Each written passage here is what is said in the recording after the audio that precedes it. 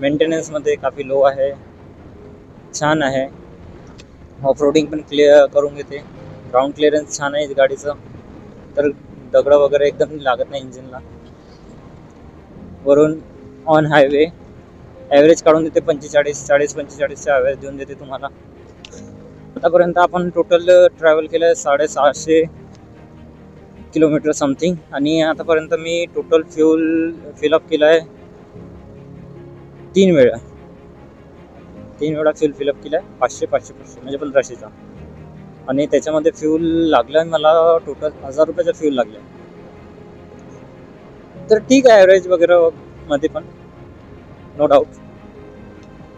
गाडीची रनिंग पण स्मूथ आहे. प्रॉब्लेम हे आहे की गाडी तुम्ही मेंटेन कशी करता त्याच्यावर डिपेंड करते.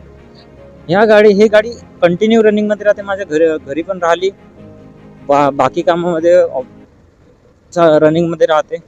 तर time to time oil service आणि बाकी सर्व होत राहते, म्हणून गाडीला मेंटेन ठेवल्यानंतर त्रास नाही. आणि दुसरी गोष्ट, सर्व्हिस सेंटरमध्ये तुम्ही त्यांच्या समोर उभे राहा जेव्हा गाडी तुमची सर्व्हिस होत आहे, कारण की ते अलगर्जीपणा करते. कोणते स्क्रू तसेच सोडून देईन, कोणते पार्ट डॅमेज करून देते. मग त्याच्यानंतर म्हणतात की सर हे आम्ही क्लेम करून देऊ, कारण की इन्शुरन्स क्लेम करण्यासाठी त्यांना फायदा आहे. सर्व्हिसमध्ये भरपूरशी सर्व्हिस फ्री भेटते, पण ते देत नाही कस्टमरला.